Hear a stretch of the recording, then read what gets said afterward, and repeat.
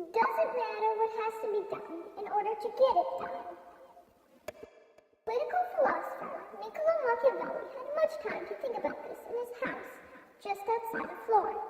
After having witnessed a number of different styles of ruling, including a failed republic in Renaissance Florence, Machiavelli began to analyze power and the people who held it. There is nothing more difficult to take in hand, more perilous to conduct, or more uncertain in its success than to take the lead. It was at this point that Machiavelli began writing his most popular novel, The Prince. It was, in its essence, a handbook on how to gain power and how to keep it. Entrepreneurs are simply those who understand that there is little difference between an obstacle and opportunity and are able to turn both to their advantage. Machiavelli was almost revolutionary on his views of power. To him, when in power, he must do everything possible in order to stay in power.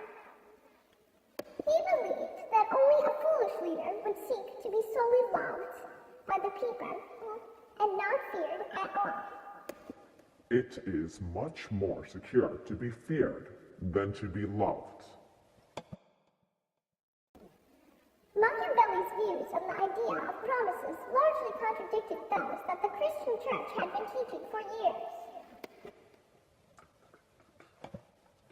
The promise given was a necessity of the past.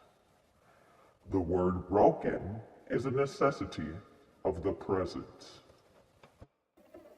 It was this part that largely shocked the people. The common people believed in the teachings of Jesus that were present in the Doomsday Book.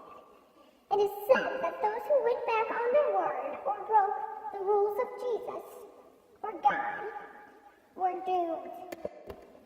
Machiavelli believed in those who worked for their power and would do anything to keep it.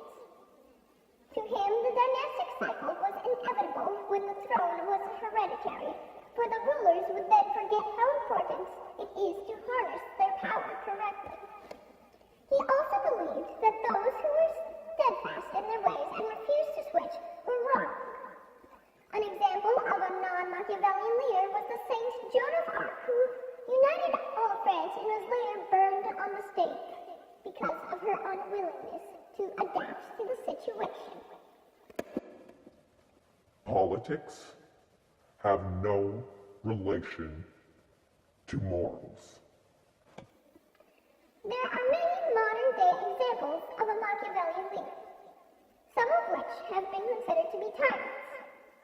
These people have displayed many of the traits which Machiavelli approves of when it comes to leaders' ruthlessness, duplicity, cunning, narcissism, control, and manipulation.